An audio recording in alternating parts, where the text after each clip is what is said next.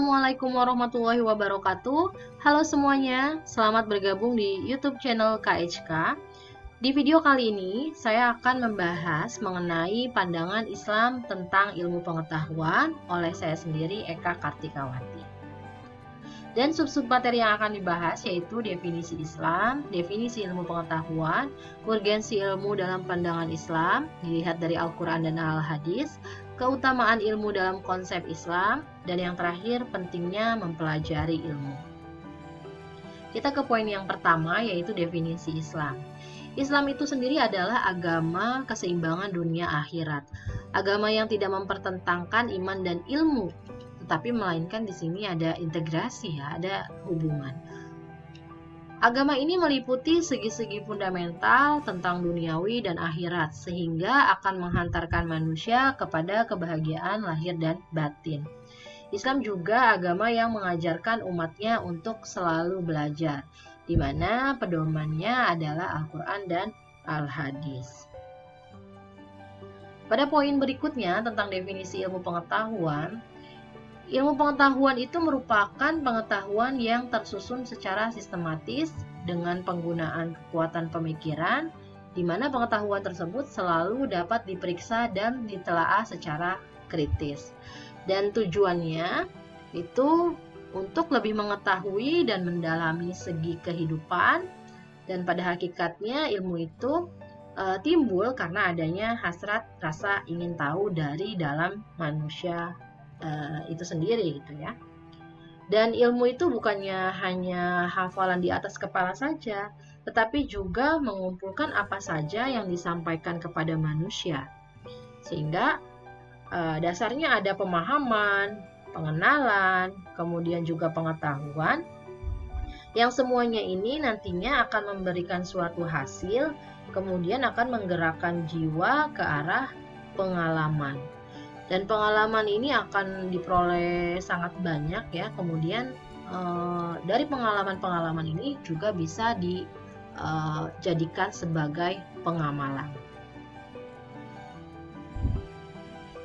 Ada pembagian ilmu pengetahuan. Di sini ada 3 ya. Yang pertama yaitu adalah natural, kemudian sosial, dan yang ketiga adalah humaniora. Natural itu adalah ilmu alam. Jadi contohnya seperti kimia, fisika, biologi, matematika, geologi, juga astronomi. Itu termasuk dalam natural. Kemudian sosial. Sosial adalah ilmu kemasyarakatan. Contohnya sosiologi, antropologi, kemudian psikologi, sosial budaya juga, atau ilmu hukum dan ilmu sejarah. Itu termasuk ke dalam sosial. Sedangkan humaniora itu adalah kemanusiaan. Ilmu-ilmunya seperti ilmu filsafat, ilmu agama, bahasa, atau juga kesenian. Itu termasuk humaniora. Berbeda klasifikasi yang digunakan oleh para filosofi. Pada abad ke-20, pemikir Islam justru sudah membagi 2 kategori ilmu. Yang pertama adalah perennial, yang kedua adalah acquired. Perennial sendiri adalah ilmu abadi. Jadi ilmu yang berdasarkan wahyu Allah yang ada tertera dalam Al-Quran dan Al-Hadis. Sedangkan acquired ini adalah ilmu yang dicari, jadi termasuk sains dan terapan-terapannya, kemudian yang dapat berkembang secara kualitatif maupun kuantitatif. Itu ya. Kemudian kita masuk ke urgensi ilmu dalam pandangan Islam menurut Al-Quran dan Al-Hadis sebagai pedomannya. Jadi dikatakan di sini, ilmu adalah keistimewaan yang menjadikan manusia unggul terhadap makhluk-makhluk lain guna menjalankan fungsi kekhalifahannya. Kenapa manusia itu bisa unggul? Karena Allah telah memberikan akal, sehingga akal itulah yang nantinya membedakan manusia itu dengan makhluk-makhluk lainnya. Kemudian di sini juga dijelaskan, Islam adalah agama ilmu pengetahuan di mana kita semua mempunyai potensi untuk mengembangkan apa yang sudah kita miliki bersama, yaitu akal pikiran kita yang merupakan anugerah Allah yang sangat luar biasa. Jadi akal pikiran yang sudah dianugerahkan oleh Allah itu dapat kita gunakan untuk menggali semua informasi atau mencari ilmu-ilmu yang ada di alam semesta ini. Dan hal ini juga terdapat dalam Al-Quran ya. Kita lihat di sini Quran surat Ali Imran ayat 190 sampai dengan 191 yang berbunyi seperti ini. Bismillahirrahmanirrahim. Inna fi khalqis samawati wal ardi wa ikhtilafil laili wan nahari la ayatil liulil albab. Artinya, sesungguhnya dalam penciptaan langit dan bumi dan pergantian malam dan siang terdapat tanda-tanda kebesaran Allah bagi orang yang berakal. Jadi, kalau kita berakal, kita dapat mencari tahu segala hal yang ada di alam semesta ini. Nantinya, kita juga akan mendapatkan ilmu pengetahuan tersebut. Itu poin yang kita dapat di surat ini ya, Ali Imran ayat 190. Sedangkan di 191 yang berbunyi, Alladzina yadhkurunallah qiyaman wa qu'udan wa 'ala junubihim wa yatafakkaruna fi khalqis samawati wal ard. Rabbana ma khalaqta hadza batilan subhanaka faqina 'adzabannar. Yang artinya yaitu orang-orang yang mengingat Allah sambil berdiri, duduk, atau dalam keadaan berbaring, dan mereka memikirkan tentang penciptaan langit dan bumi dengan berkata, "Ya Tuhan kami, tidaklah Engkau menciptakan semua ini sia-sia, Maha Suci Engkau, lindungilah kami dari azab neraka." Jadi dari surat Ali Imran ayat 191 ini, jadi tidak ada yang sia-sia ketika Allah menciptakan alam semesta ini. Jadi dengan kita melihat dasar Al-Quran, maka ada pesan yang ingin disampaikan. Jika kita dihubungkan antara keduanya ya, antara ilmu pengetahuan dan Islam, itu maka ada yang kita dapatkan, yaitu adalah zikir dan fikir. Jadi zikirnya itu nanti akan menjadi landasan kita untuk menggali semua ilmu pengetahuan, kemudian harus didasarkan dalam mengenal Sang Penciptanya. Jadi ada zikir itu dulu. Kita harus mengenal Sang Pencipta kita melalui zikir. Sedangkan fikirnya adalah manusia yang dilengkapi oleh akal dan pikiran. Jadi antara zikir dan fikirnya harus berjalan beriringan ya, seperti itu.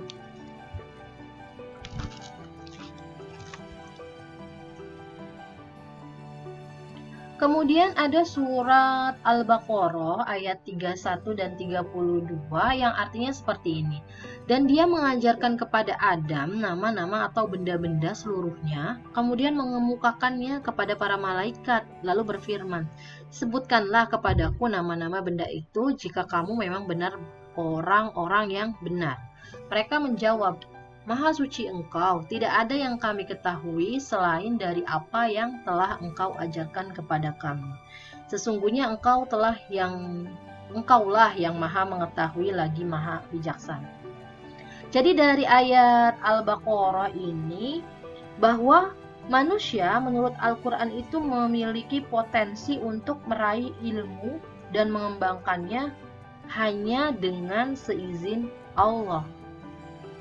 Jadi semuanya yang berlaku itu semuanya kalau nggak ada izin Allah ya tidak akan ada gitu ya. Jadi kalau Allah telah mengizinkan ya semuanya akan berjalan insya Allah lancar. Maka yang tadi ya yang sudah saya jelaskan antara zikir dan fikir, setiap kita melakukan aktivitas itu harus dilandasi dengan zikir untuk mengingat Sang Maha Pencipta. Agar apa? Agar diizinkan segala sesuatunya oleh Allah. Lalu fikirnya tadi tentang akal, kemampuan kita untuk berpikir menjalankan aktivitas itu sendiri. Jadi kalau kita misalkan mau mengadakan riset ya, kalau di biologi ada riset-riset biologi, ya kita juga beriringan harus selalu berzikir gitu, mengingat Sang Pencipta. Di samping memang akal pikiran kita juga harus berjalan. Jadi kedua itu harus berjalan beriringan. Karena semuanya kalau tidak diizinkan oleh Allah maka tidak akan ada. Intinya seperti itu. Kemudian salah satu ciri yang membedakan Islam dengan lainnya itu adalah adanya ilmu atau sains dengan masalah-masalahnya ya, kemudian Al-Quran dan Al-Sunnah. Yang pertama, menempatkan orang-orang yang berpengetahuan pada derajat tinggi. Kemudian Allah Subhanahu wa taala juga berfirman dalam Al-Qur'an, artinya Allah meninggikan beberapa derajat atau tingkatan orang-orang yang beriman di antara kamu dan orang-orang yang berilmu atau diberi ilmu pengetahuan. Dan Allah Maha mengetahui apa yang kamu kerjakan. Ini pada Quran surat Al-Mujadilah ayat 11. Jadi Islam itu sangat menghargai dan memberikan apresiasi tinggi ya untuk orang-orang yang berilmu, apalagi juga didasari dengan iman. Kemudian ada menurut hadis, carilah ilmu walau sampai ke negeri Cina. Karena sesungguhnya menuntut ilmu itu wajib bagi setiap muslim. Ini ada hadis riwayat Baihaqi, kemudian juga ditambah dengan hadis riwayat Ibnu Abdil Bar. Ini juga dikatakan masih kelanjutan dengan carilah ilmu sampai ke negeri Cina itu ya, bahwa sesungguhnya malaikat akan meletakkan sayapnya bagi penuntut ilmu karena rela atas apa yang dia tuntut. Jadi kemanapun kalian mencari ilmu sejauh mungkin sampai ke negeri Cina pun, dan itu katanya ada malaikat yang akan meletakkan sayapnya. Jadi seperti itu menurut hadis-hadis ya. Kenapa sih kok harus ke negeri Cina gitu ya? Jadi peribahasa atau menurut hadis, kata-kata seperti itu mengandung arti bahwa ilmu yang dituntut, yang dicari itu tidak hanya ilmu agama gitu, tetapi juga semua ilmu yang bermanfaat bagi kehidupan di dunia ini maupun di akhirat nanti. Jadi itu ya arti dari peribahasa atau hadis yang dikemukakan tadi. Dan Nabi Muhammad SAW juga bersabda itu pada dengan kata-kata seperti ini. Dan Nabi Muhammad SAW juga bersabda bahwa siapa yang menginginkan kebaikan di dunia, hendaklah ia mencari ilmu. Dan barang siapa yang menginginkan kebaikan di akhirat, hendaklah ia mencari ilmu. Dan barang siapa yang menginginkan kedua-duanya, hendaklah ia mencari ilmu. Hal ini berarti menegaskan bahwa ilmu itu memang benar-benar sangat penting. Seperti itu ya. Selanjutnya, keutamaan ilmu dalam konsep Islam. Yang pertama adalah Islam juga agama yang memposisikan ilmu dalam posisi mulia. Jadi tadi sudah dikatakan bahwa orang yang berilmu akan ditinggikan derajatnya. Kemudian yang kedua, keutamaan ilmu dalam hadis diserupakan dengan hujan yang menyuburkan bumi dan atau tanah gitu ya. Jadi artinya seperti apa? Artinya ketika hujan itu turun ke bumi, nantinya tanah yang subur itu akan menyerap air, kemudian menumbuhkan rerumputan atau tanaman-tanaman lainnya. Sedangkan tanah yang tandus itu juga akan dapat menampung air.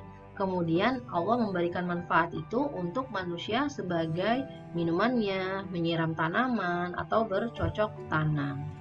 Sedangkan tanah yang keras itu tidak bisa menyerap air dan tidak akan menumbuhkan apapun. Maka dari hal tersebut, bagaikan orang dengan agama Allah dan dapat memanfaatkan ilmu dan petunjuk dari Allah, kemudian dapat mengerjakannya. Itu adalah contoh-contoh seperti tanah yang subur, tanah yang tandus dapat menumbuhkan atau memberi manfaat bagi yang lainnya. Sedangkan tanah yang keras yang tidak bisa menyerap air dan tidak menumbuhkan apapun, seperti orang yang tidak mau menerima petunjuk, kemudian tidak bisa mengerjakan apapun. Nah, jadi itu perumpamaannya ya.